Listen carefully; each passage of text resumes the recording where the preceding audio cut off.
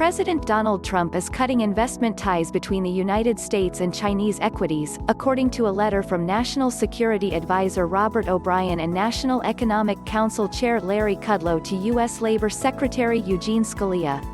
It has come to our attention that billions of dollars from our federal employees' retirement funds in the Thrift Savings Plan (TSP) will soon be invested in Chinese companies, reads the letter, which was first obtained by Fox Business. This action would expose the retirement funds to significant and unnecessary economic risk, and it would channel federal employees' money to companies that present significant national security and humanitarian concerns because they operate in violation of U.S. sanction laws and assist the Chinese government's efforts to build its military and oppress religious minorities.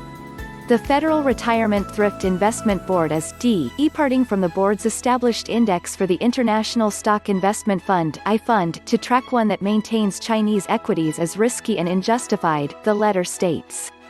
In addition to the uncertainties surrounding the financial reporting of these companies, some of the Chinese companies themselves present significant national security and humanitarian concerns for the United States, which increases the risk that they could be subject to sanctions, public protests, trade restrictions, boycotts, and other punitive measures that jeopardize their business and profitability, the letter reads.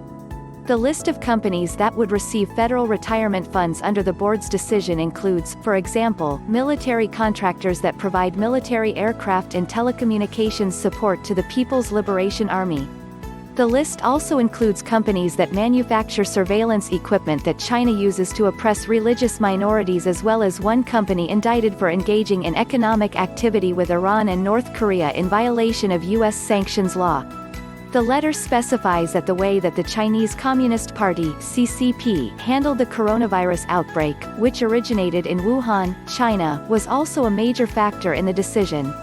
The Chinese government concealed critical information from the United States and the rest of the world regarding COVID-19 and exacerbated the ensuing global pandemic, the letter states. After first reporting its cases of the novel coronavirus in late December 2019, the Chinese government concealed and delayed releasing critical information about the virus's origins and characteristics.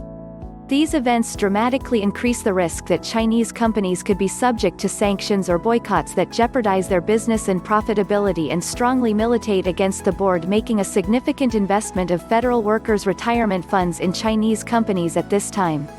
Scalia then wrote a letter to Federal Retirement Thrift Investment Board Chairman Michael Kennedy, in which he shared the letter from Kudlow and O'Brien.